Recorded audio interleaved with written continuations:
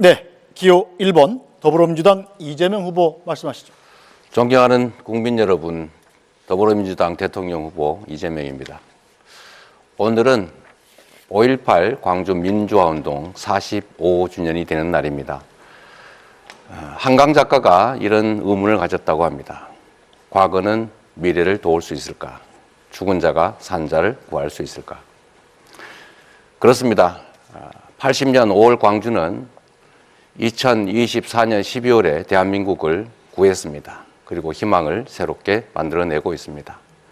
오늘의 이 내란을 극복하는 우리의 노력도 결국 다음 미래 세대들을 구하게 될 것입니다. 이번 선거는 대한민국의 미래를 결정하는 정말 중요한 선거입니다. 누가 대통령이 됐느냐가 아니라 어떤 나라가 되느냐가 결정되는 순간입니다. 유능한 국민의 일꾼, 유용한 도구를 뽑아서 새로운 대한민국, 진짜 대한민국을 꼭 만들고 싶습니다. 네, 권영국 후보님 말씀 들었는데 1대3 아니니까 너무 외로워하지 마십시오. 네. 성장을 해야 분배도 있고 또 분배가 없는 성장은 있을 수가 없죠. 지금 말씀들 다 하신 것처럼 지금 마이너스 성장을 하고 있습니다. 1분기에 0.2% 마이너스 성장을 했다고 하고 그중에 특히 내수가 2분기째 마이너스 성장이라고 합니다. 즉 국내 내수 경기가 완전히 죽었다는 얘기죠. 결국 그러다 보니까 골목이 다 망하고 있고 이 서민들의 주머니가 비어가고 자영업자들은 매출이 줄어서 가게들이 비어가고 있습니다. 망하고 있습니다. 대책을 세워야 되겠죠. 단기 대책, 장기 대책이 있을 겁니다. 단기적으로는 지금 당장 서민 경제가 너무 어렵기 때문에 정부가 역할을 해야 됩니다. 원래 가계, 기업, 정부 이 3개 영역이 적정한 자기 역할이 있는데 이런 불경기에는 정부가 조정 역할을 해줘야 되는 것입니다. 곧바로 가능한 범위 내에서 추경을 해서 서민 경기를, 내수 경기를 살리는 게 중요하겠습니다. 두 번째로 이제 장기 대책이 필요한데 이제 지역 계속 지속적으로 성장률이 떨어지기 때문에 이제 성장 동력을 회복해야 됩니다. 우리가 자주 말하는 인공지능을 포함하는 첨단 기술 산업을 육성해야 되겠고 또 재생에너지 산업도 육성을 해야 되겠고 특히 제가 관심 갖는 문화산업 육성을 통해서 새로운 영역을 만들어내고 그 속에서 공평한 성장의 기회를, 성장의 결과를 나오도록 하겠습니다. 네, 자 김문수 후보 답변해 주시죠. 제가 아까 네, 우리 김문수 후보님이 답을 하실 것 같았는데 네. 안 하신다고 하니 네, 국민 여러분 지금 내란 얘기를 하는 이유도 아마 권영국 후보의 마음은 이 내란 때문에 경제가 이렇게 나빠졌다. 그 책임을 명확하게 해야 그 다음 해결책이 생기지 않냐 이런 뜻으로 저는 이해가 됐습니다. 저도 거기에 공감이 됩니다. 일단은 아마 우리 많은 후보들께서 현장을 다녀보시면서 느끼셨을 겁니다. 정말로 시장, 골목, 서민들 너무 어렵습니다. 특히 자영업자들이 완전히 무너졌습니다.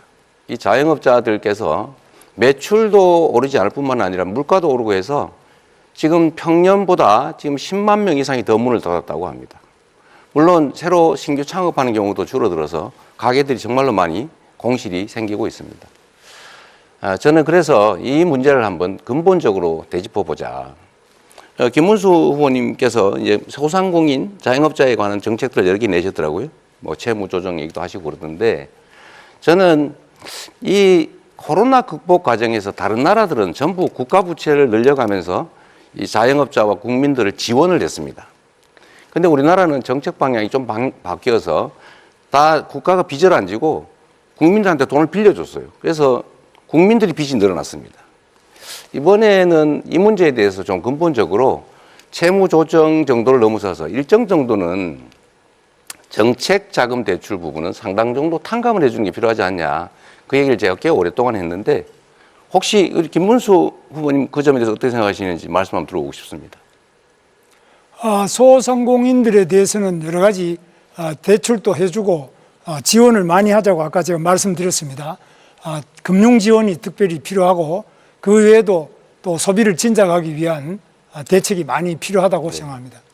아니 그러니까 제가 말씀드린 거는 국가 부채가 늘지 않아서 좋다고 할 게 아니라 국가 부채를 감수하고라도 다른 나라처럼 소상공인 서민들에 대한 코로나 극복 비용을 정부가 부담했어야 된다. 안 했으니 지금이라도 그 부담을 정부가 좀 떠안는 게 어떠냐 이 말씀에 동의하시는지를 물어본 겁니다.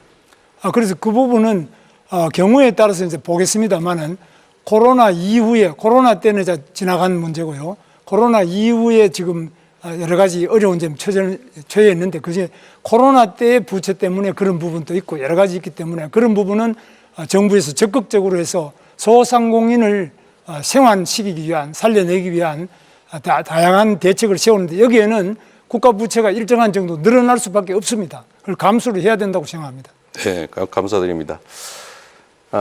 국민 여러분, 일단 이런 단기적인 대책도 중요한데 장기적으로는 아까 시간이 짧아 말씀을 못 드렸는데 경제 시스템을 장기적으로 좀 바꿔야 됩니다.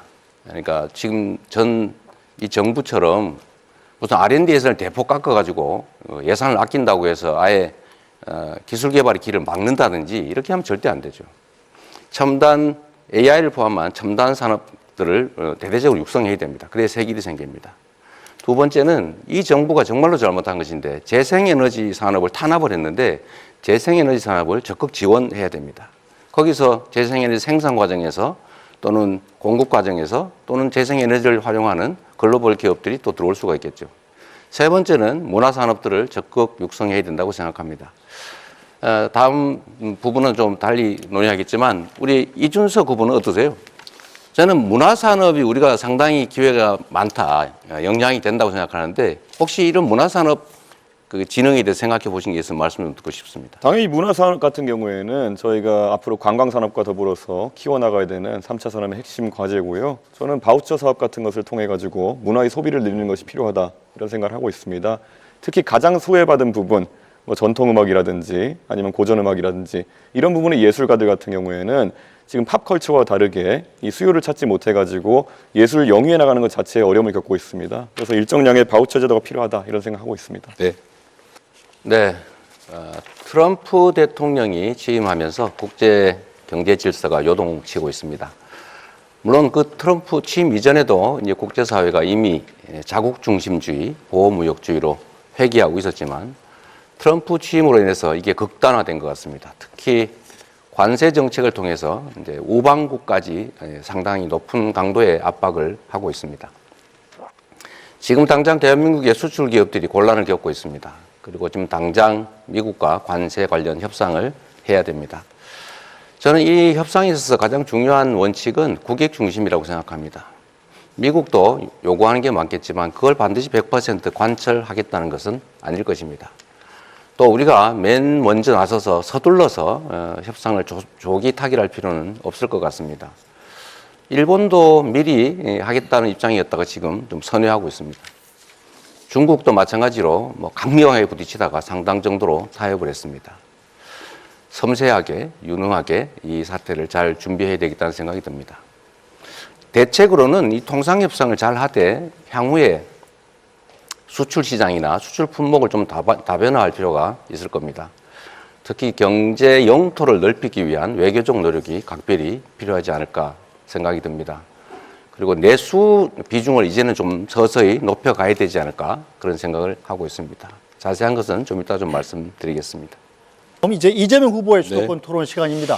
답변부터 알겠습니다. 시작하셔도 됩니다. 네, 별로 중요하지 않은 얘기라서 간단하게 말씀을 드리면 제가 강제로 하겠다는 게 아니고 수출 금지는 강제죠. 부산으로 이전하도록 유도하는 것은 강제가 아니죠. 그런 구분을 좀 하시는 게 좋을 것 같고요. 이 관련이 있어서 미리 좀 말씀을 드리는데 뭐든지 극단적으로 단정하고 전제를 왜곡해서 질문을 하거나 주장을 해요.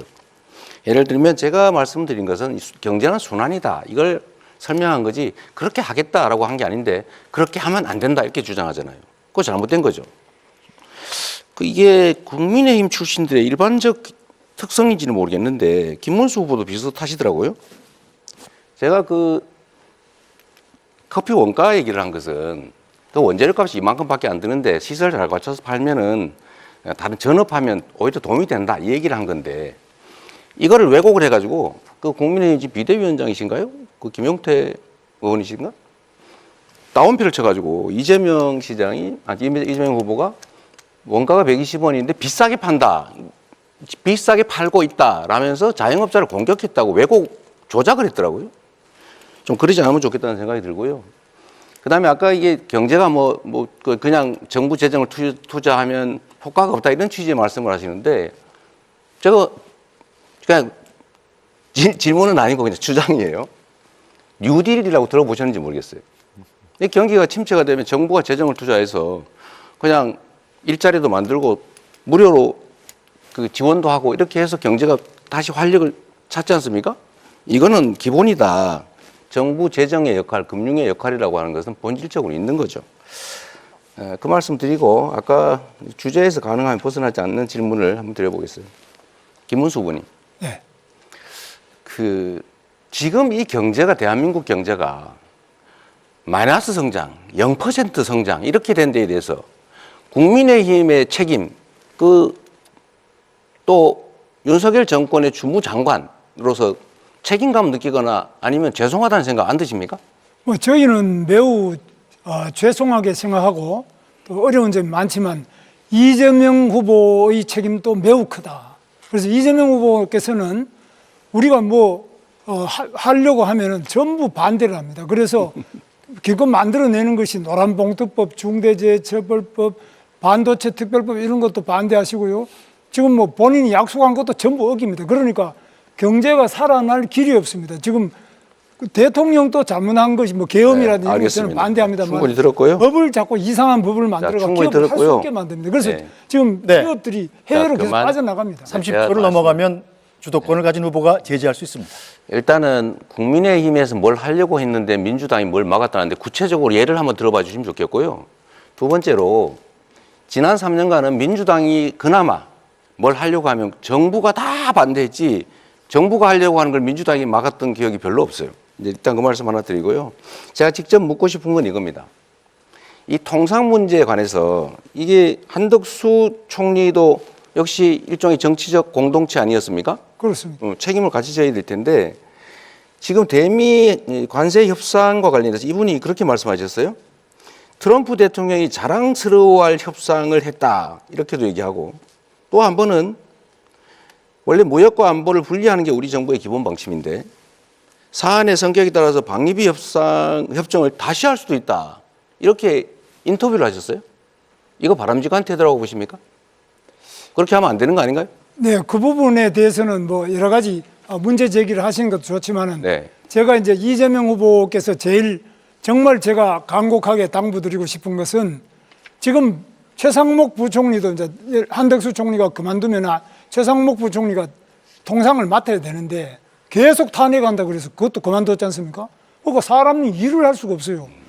총리 탄핵하고 대통령 탄핵하고 또 경제부총리 탄핵하고 계속 탄핵해서 또 법은 아까 말씀드린 우리가 하자는 거 안 해준 거 없다 그러는데 그동안 얼마나 많은 법을 안 해줬어요. 잠깐만요. 그거는 제가 여기서 말씀드릴 필요 없이 국회에서 더 잘하시고 너무 무책임한다는 생각이 드는데요. 지금 이게 미국 대통령이 자랑스러워할 협상이다 이렇게 얘기한 거는 퍼주기 하겠다는 취지인데 이런 점에 대해서 책임을 좀 지는 게 중요하다는 생각이 들고요. 또 한 가지는 이런 것도 한번 제가 한번 여쭤볼까 싶습니다. 지금 서두르면 안 되는 거 아닙니까? 네. 그런데 지금 정부 구성도 안 되는데 왜 이렇게 서두르는 거예요? 서두르는지 잘 모르십니까? 서두른다기보다는 여러 가지 애로를 신속하게 해결하자 이런 거지 그 서두른다 이렇게 표현하시는 거예요. 그런 거는 정부 정책을 집행하는 게 통상 문제는 매우 심각한 주제인데 그거를 그냥 일상적인 잡무 처리하듯이 생각하시면 안 될 것 같은 생각이 들고요. 권영국 후보님, 이 문제에 관심이 많으실 것 같은데 저는 이 관세 협상에 있어서는 사실은 미국도 그렇게 압도적 우위에 있는 상황은 아니라고 보여져요. 그들도 급하지 않을까. 지금 부과한 관세 그 자체를 100% 그대로 유지하기는 좀 어려울 거예요. 그러면 결국 협상의 여지가 있다는 생각이 들고 서두르지 말아야 된다. 신중하게 해야 된다. 그다음에 특히 민간 기업의 투자라든지 또는 정부의 정책이라든지 이런 것들 좀 모아서 우리가 협상 카드도 좀 만들어야 된다고 생각하는데 좀 그런 문제에 대해서 혹시 고민해 보신 바가 있으시면 좀 말씀해 주시면 좋겠습니다. 예, 지금 그 트럼프의 관세 정책은 굉장히 변화가 많습니다. 실질적으로 여러 이제 처음에 중국에 대해서도 엄청난 관세 폭탄을 터뜨렸다가 중국에서 국채를 팔기 시작하니까 굉장히 위협을 느꼈죠. 그래서 결국은 중국에 대해서도 유예하고 협상하자 이렇게 나왔습니다. 그리고 아까 제가 초두에 말씀드렸지만 캐나다, 호주, 멕시코 이런 데서는 국민들하고 소통하면서 이 관세의 부당성에 대해서 같이 맞서 싸움을 했죠. 그러니까 이게 지금 트럼프에 대해서는 현재로서는 굴복하는 것이 아니라 버텨내면서 맞서 싸우는 것이 매우 중요하다는 말씀을 일단 드립니다. 세계 경제가 어렵다고는 하는데 대한민국 경제만 더 많이 어렵습니다. 마이너스 성장이라는 게 상상하기 어렵지 않습니까? 물론 뭐 우리 인구도 줄어들고 여러 가지 복합적인 원인도 있습니다만 제일 큰 원인은 이 윤석열 정부, 국민의힘 정권의 무능, 무책임 때문입니다. 지난 3년 동안 대체 뭘 했나 한번 생각해 보면 기억나는 게 없습니다. 일단은 내수 시장이 완전히 죽었습니다. 아까 우리 권영구 후보께서 그 말씀하셨는데 저희도 세금 안 깎아주려고 노력했죠. 그런데 뭐 안 하면 큰일 날 것 같이 온 동네가 난리가 나서 결국은 재벌만 깎아주는 것은 저희가 막았습니다만 어쨌든 세금을 깎아줘서 재정이 부족해졌고 또 내수 시장이 죽고 또 국제 문제 우리가 잘 대응을 못하다 보니까 상당히 어려워진 거죠. 단기적 대응도 해야 되겠지만 장기적으로 성장 동력을 회복해야 됩니다. 그 첫 번째는 AI를 중심으로 한 첨단 기술 산업에 대한 투자 늘려야 됩니다. 정부가 책임져야죠. 두 번째는 지금 전 세계가 기후위기 때문에 재생에너지 사회로 전환되고 있는데 우리는 재생에너지에 대한 대책이 거의 전무하다시피 해요. 재생에너지 관련 산업을 대대적으로 신속하게 키워야 됩니다. 세 번째는 우리가 가진 특장점이 있습니다. 문화적 역량이죠. 문화산업을 대대적으로 육성하면 길이 생길 것이다 이렇게 생각합니다. 네. 앞으로 좀 토론해서 상대가 하는 말이나 이런 것들을 왜곡해가지고 조작해가지고 없는 말 가지고 또는 엉뚱하게 이렇게 안 하면 합리적인 토론이 좀 가능하지 않을까 그런 생각합니다. 마찬가지예요. 우리 이준석 후보 지금 농촌 기본소득 5조 원, 7조 원 드는데 하겠다는 거냐? 농촌 기본소득을 저희가 도입을 하는데 제가 그렇게 다 전면적으로 한다고 하지 않았어요. 예를 들면 아니면 시군, 특히 군 되겠죠. 이런 데서 매칭으로 좀 조금씩 나눠서 하고 가능한 범위 내에 예를 들면 인구 소멸 위기가 큰 지역 중심으로 이 순차적으로 한다고 하지 않습니까? 그걸 왜 한꺼번에 한다고 전제를 하고 공격을 하나 좀 이해가 좀 안 된다 이 말씀 드리고요. 이 기업 규제 합리화 얘기를 많이 하시지 않습니까? 저도 동의합니다. 기업 규제 불필요한 규제가 많죠. 공직자 공무원들이 좀 자기 편하려고 하는 그런 규제가 많아요. 그런 건 당연히 줄여야죠. 없애거나 또 시대에 안 맞는 규제 많아요. 그런 거 없애야죠. 또 새로운 영역에 대한 신설 규제도 가능하면 절제하는 게 필요하죠. 저는 이래서 규제에 대해서는 이렇게 표현하고 싶어요. 완화, 해소 이렇게 말하지 말고 합리화하자. 필요한 규제는 강화하고 불필요한 규제는 해제하거나 완화하자. 합쳐서 규제 합리화 이런 게 필요하다고 생각합니다. 김문수 후보님, 네. 제가 여쭤볼게요. 김문수 후보님도 이제 경기도지사를 하셨는데 수도권 규제 완화해야 된다고 많이 주장하셨죠. 그렇습니다. 저는 뭐 아주 적극적으로 주장했습니다. 그럼 수도권 규제를 그렇게 완화를 하면 수도권 집중에 따른 대한민국의 이 지속 성장에 장애되는 요인, 지방이 소멸하는 이 문제 어떡합니까? 지금 수도권 규제 완화 중에 하나가 바로 평택 삼성 반도체 공장 120만 평이 규제 완화로 가능했고요. 또 이천에 하이닉스도 SK 하이닉스도 콩밭을 하던 것을 규제를 완화해서 하이닉스를 했습니다.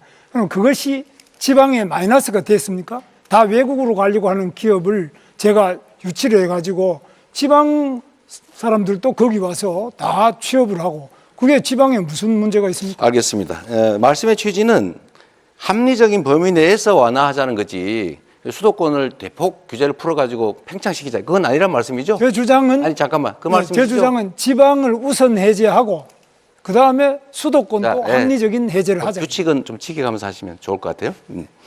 어쨌든 알겠습니다. 근데 아까 규제 프리 도시 말씀도 하셨잖아요. 네. 저는 수도권에 대한 규제를 합리화할 필요가 있다.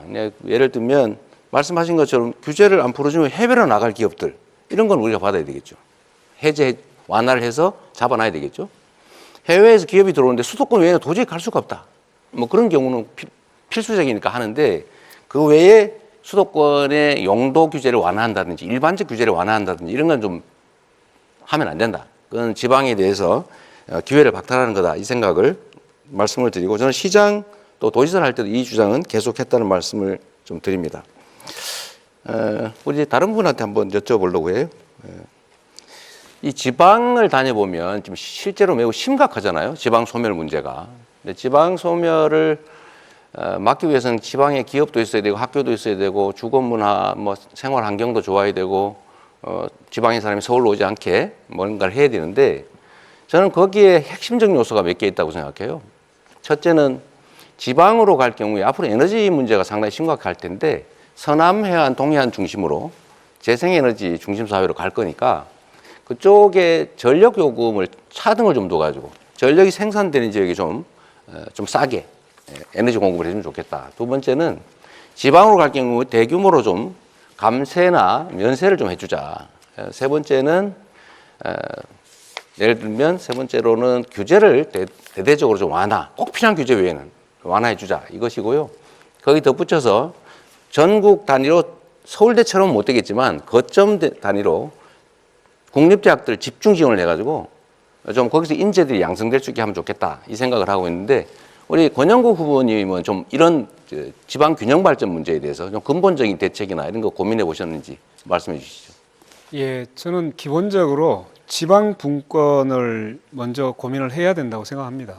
지금 읍면동의 자치권이 1961년, 60년이겠죠. 그 5.16 혁명, 그 쿠데타 때 그때 자치권이 사라졌습니다. 지금까지도 회복이 안 되고 있습니다. 이 문제부터 짚겠습니다. 두 번째는 차라리 이렇게 제안 드리겠습니다. 재생에너지가 있는 곳에 공장을 설립할 수 있는 허가를 내줄 수 있도록 정책을 하면 훨씬 더 빨리 지방 분산과 지방에서 에너지를 서울로 끌어오지 않고 지방에서 할 수 있도록 그 제안을 드리겠습니다. 그러니까 전력 요금을 지금은 생산지와 원격지의 소비지의 가격이 똑같은데 장기적으로는 그 차등을 좀 둬서 왜냐하면 송전의 비용이 드니까요. 거의 합리적이죠. 생산지 가격을 낮추면 서남해안, 호남 또 경남 이 지역에 지금 이준석 후보는 잘 동의를 안 하지만 데이터 센터라든지 이 재생에너지를 필요로 하는 그런 기업들을 좀 유치할 수 있을 거라는 생각이 듭니다. 정말로 중요한 거는 이 나라가 이제는 중앙 집중으로는 도저히 더 이상 지속적으로 성장하기 어렵다는 것입니다.